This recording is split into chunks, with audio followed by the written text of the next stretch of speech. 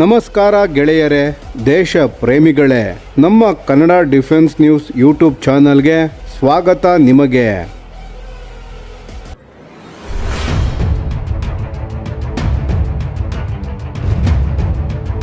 ಭಾರತಕ್ಕೆ ಭಾರಿ ಬಲ ನೀಡಲಿರುವ 70,000 ಕೋಟಿ ರೂಪಾಯಿಗಳ ಸಬ್ಮೆರಿನ್ ಡೀಲ್ ಪ್ರಾಜೆಕ್ಟ್ 75ಐನ ಸಂಪೂರ್ಣ ಕತೆ ನೋಡೋಣ ಬನ್ನಿ. ಭಾರತೀಯ ನೌಕಾಪಡೆಯ ಶಕ್ತಿಯನ್ನು ಸಂಪೂರ್ಣವಾಗಿ ಹೊಸ ಮಟ್ಟಕ್ಕೆ ತೆಗೆದುಕೊಂಡು ಹೋಗುವ ಒಂದು ಮಹತ್ವದ ರಕ್ಷಣಾ ಯೋಜನೆ ಈಗ ಅಂತಿಮ ಹಂತಕ್ಕೆ ಬಂದಿದೆ. ಸುಮಾರು 70,000 ಕೋಟಿ ವೆಚ್ಚದ ಪ್ರಾಜೆಕ್ಟ್ 75ಐ ಅಡಿಯಲ್ಲಿ 6 ಅತ್ಯಾಧುನಿಕ ಸಬ್ಮೆರಿನ್ಗಳನ್ನು ಭಾರತದಲ್ಲೇ ನಿರ್ಮಿಸಲು ಕೇಂದ್ರ ಸರ್ಕಾರ ಒಪ್ಪಿಗೆ ನೀಡಿದೆ.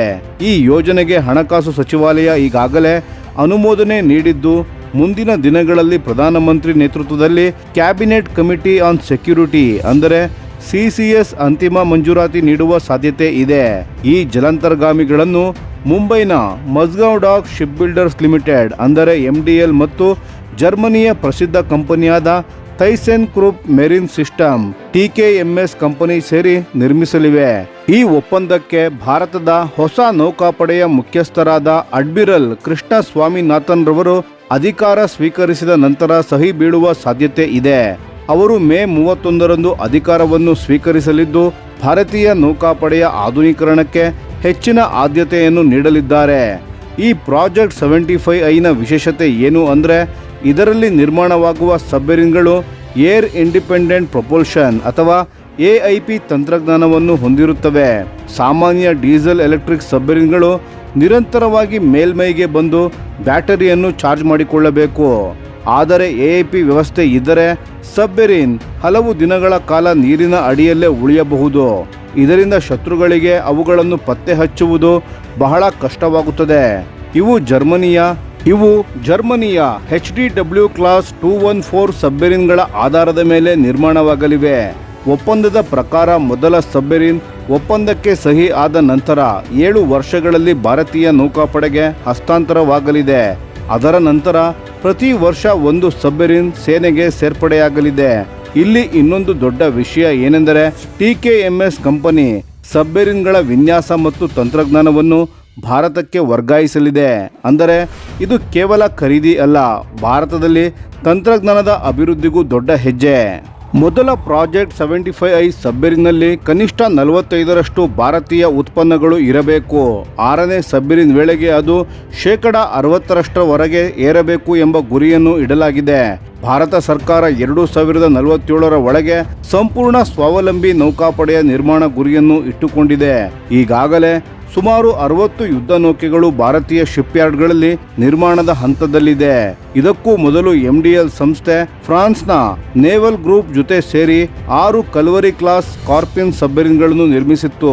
ಸುಮಾರು 23,562 ಕೋಟಿ ವೆಚ್ಚದ ಪ್ರಾಜೆಕ್ಟ್ 75 ಅಡಿಯಲ್ಲಿ ಈ ಸಬ್ಮೆರಿನ್ಗಳನ್ನು ನಿರ್ಮಿಸಲಾಯಿತು. ಈ ಸರಣಿಯ ಕೊನೆಯ ಸಬ್ಮೆರಿನ್ INS ವಾಕ್ಷಿರ್ ಅನ್ನು ಭಾರತೀಯ ನೌಕಾಪಡೆ 2025ರ ಜನವರಿಯಲ್ಲಿ ಅಧಿಕೃತವಾಗಿ ಸೇರ್ಪಡೆ ಮಾಡಿಕೊಂಡಿತ್ತು. ಇದರ ಜೊತೆಗೆ ಭಾರತ ತನ್ನ ಅಣ್ವಸ್ತ್ರ ಸಾಮರ್ಥ್ಯವನ್ನು ವೇಗವಾಗಿ ಬಲಪಡಿಸುತ್ತಿದೆ. 2024ರಲ್ಲಿ INS ಅರಿಗಾತ್ ಎಂಬ 2ನೇ ಸ್ವದೇಶಿ ಅಣುಶಕ್ತಿ ಚಾಲಿತ ಬ್ಯಾಲಿಸ್ಟಿಕ್ ಮಿಸೈಲ್ ಸಬ್ಮೆರಿನ್ ಸೇರ್ಪಡೆಯಾಯಿತು. ಇತ್ತೀಚೆಗೆ 3ನೇ SSBN ಸಬ್ಮೆರಿನ್ INS ಅರಿದಮನ್ ಕೂಡ ಸೇವೆಗೆ ಸೇರಿದೆ. SSBN ಅಂದರೆ nuclear powered ballistic missile submarine. ಈ ಸಬ್ಮೆರಿನ್ಗಳು ಭೂಮಿ, ಆಕಾಶ ಮತ್ತು ಸಮುದ್ರ ಈ 3 ಮಾರ್ಗಗಳಲ್ಲೂ ಅಣ್ವಸ್ತ್ರಗಳ ದಾಳಿಯನ್ನು ನಡೆಸುವ ಭಾರತದ ನ್ಯೂಕ್ಲಿಯರ್ ಟ್ರಯಾಡ್ ಸಾಮರ್ಥ್ಯವನ್ನು ಬಲಪಡಿಸುತ್ತವೆ. INS ಅರಿದಮನ್ ಹಿಂದಿನ ಅರಿಹಂತ್ ಮತ್ತು ಅರಿಗಾತ್ಗಿಂತ ತುಂಬಾ ದೊಡ್ಡದು. ಇದು ಇನ್ನಷ್ಟು ದೂರದ ವ್ಯಾಪ್ತಿಯ ಅಣು ಕ್ಷಿಪಣಿಗಳನ್ನು ಹೊತ್ತೊಯ್ಯಬಲ್ಲದು. ಭಾರತ ಈಗ ಅಮೆರಿಕ, ರಷ್ಯಾ, ಬ್ರಿಟನ್, ಫ್ರಾನ್ಸ್ ಮತ್ತು ಚೀನಾದ ನಂತರ ಸಮುದ್ರದಿಂದ ಅಣ್ವಸ್ತ್ರ ದಾಳಿ ನಡೆಸಬಲ್ಲ ಕೆಲವೇ ರಾಷ್ಟ್ರಗಳಲ್ಲಿ ಒಂದಾಗಿದೆ. ಆದರೆ ಸ್ನೇಹಿತರೆ, ಪ್ರಾಜೆಕ್ಟ್ 75ಐ ಯೋಜನೆ ಸುಲಭವಾಗಿ ಇಲ್ಲಿಗೆ ತಲುಪಿಲ್ಲ. ಈ ಯೋಜನೆಗೆ ಮೊದಲ ಬಾರಿಗೆ 1990ರ ದಶಕದ ಕೊನೆಯಲ್ಲಿ ಚರ್ಚೆಗೆ ಬಂದಿತ್ತು.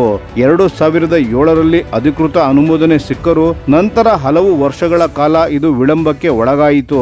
ಮುಖ್ಯ ಕಾರಣ ಏನೆಂದರೆ, ಭಾರತೀಯ ನೌಕಾಪಡೆ ಅತ್ಯಂತ ಉನ್ನತ ಮಟ್ಟದ ತಾಂತ್ರಿಕ ಅವಶ್ಯಕತೆಗಳನ್ನು ಕೇಳುತ್ತಾ ಹೋಯಿತು.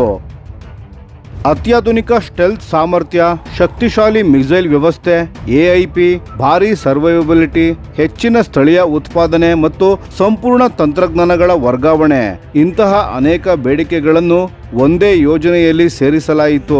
ಇದರಿಂದ ಹಲವಾರು ವಿದೇಶಿ ಕಂಪನಿಗಳು ಹಿಂದೆ ಸರಿದವು. ಜಪಾನ್, ಸ್ವೀಡನ್ ಮತ್ತು ರಷ್ಯಾದ ಕಂಪನಿಗಳು ಕೂಡ ಈ ಯೋಜನೆಯಿಂದ ಹೊರಬಂದವು. 2022ರಲ್ಲಿ ರಷ್ಯಾದ ರೂಬಿನ್ ಡಿಸೈನ್ ಬ್ಯೂರೋ ಉಪನಿರ್ದೇಶಕ ಆಂಡ್ರೆ ಬರ್ನೋವೋ ಈ ಯೋಜನೆಯನ್ನು ಅನ್ರಿಯಲಿಸ್ಟಿಕ್ ಎಂದು ಹೇಳಿದರು.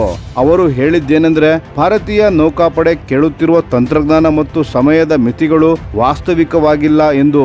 ಹಿಂದಿನ ರಕ್ಷಣಾ ಸಚಿವರಾದ ಮನೋಹರ್ ಪರಿಕರ್ ಕೂಡ ಒಂದು ವೇಳೆ ಭಾರತೀಯ ಸೇನೆಯ ಕೆಲವು ತಾಂತ್ರಿಕ ಬೇಡಿಕೆಗಳು ಮಾರ್ವೆಲ್ ಕಾಮಿಕ್ಗಳಲ್ಲಿ ಇರುವ ತಂತ್ರಜ್ಞಾನಗಳಂತಿವೆ ಎಂದು ಹೇಳಿದ್ದರು. ಇದರ ಮಧ್ಯೆ ಪ್ರಾಜೆಕ್ಟ್ 75 ಯೋಜನೆಯಲ್ಲೂ ಹಲವು ಸಮಸ್ಯೆಗಳು ಎದುರಾದವು. ಬ್ಲ್ಯಾಕ್ ಶಾರ್ಕ್ ಟಾರ್ಪಿಡೋ ಖರೀದಿ ಅಗಸ್ಟಾ ವೆಸ್ಟ್ಲ್ಯಾಂಡ್ ಹೆಲಿಕಾಪ್ಟರ್ಗಳ ಹಗರಣದ ನಂತರ ರದ್ದುಗೊಂಡಿತ್ತು. ಅದರಿಂದ ಹೊಸ ಸ್ಕಾರ್ಪಿನ್ ಸಬ್ಮರೀನ್ಗಳಿಗೆ ಹಳೆಯ ಎಸ್ಯುಟಿ ಟಾರ್ಪಿಡೋಗಳನ್ನು ತಾತ್ಕಾಲಿಕವಾಗಿ ಬಳಸಬೇಕಾಯಿತು. ಇದಲ್ಲದೆ 2016ರಲ್ಲಿ ಸ್ಕಾರ್ಪಿನ್ ಸಬ್ಮರೀನ್ಗಳಿಗೆ ಸಂಬಂಧಿಸಿದ ಸುಮಾರು 22,000 ಪುಟಗಳ ರಹಸ್ಯ ಮಾಹಿತಿ ಸೋರಿಕೆಯಾದ ಘಟನೆ ಕೂಡ ದೊಡ್ಡ ವಿವಾದವನ್ನು ಸೃಷ್ಟಿಸಿತು.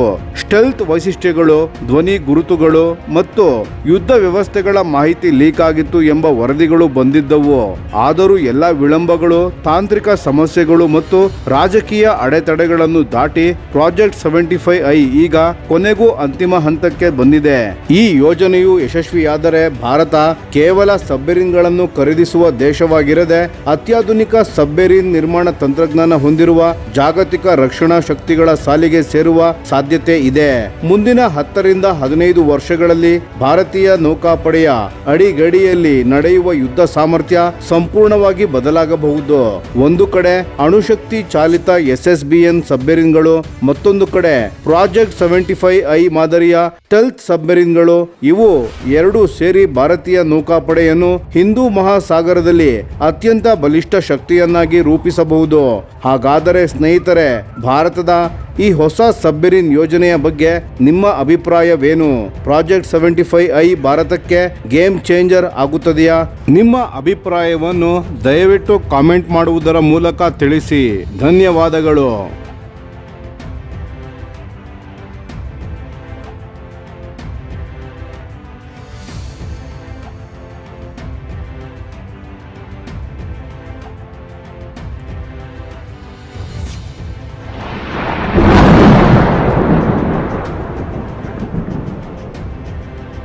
ಈ ವಿಡಿಯೋ ನಿಮಗೆ ಇಷ್ಟವಾಗಿದ್ದರೆ ಲೈಕ್ ಮಾಡಿ ಮತ್ತು ನಮ್ಮ ಚಾನೆಲನ್ನು ಸಬ್ಸ್ಕ್ರೈಬ್ ಮಾಡಿ ಹಾಗೂ ಬೆಲ್ ಐಕಾನ್ ಒತ್ತಿ. ಯಾವ ಅಪ್ಡೇಟ್ಗೂ ಮಿಸ್ ಆಗಬೇಡಿ. ಡಿಫೆನ್ಸ್ ಸುದ್ದಿಗಳನ್ನು ತ್ವರಿತವಾಗಿ ಪಡೆಯಿರಿ. ನಿಮ್ಮ ಬೆಂಬಲವೇ ನಮ್ಮ ಶಕ್ತಿ. ಭಾರತ ಬಲಿಷ್ಠವಾಗಲಿ ಎಂದು ಆಶಿಸುತ್ತಾ ಭಾರತ ಮಾತೆಗೆ ಜೈ. ಧನ್ಯವಾದಗಳು.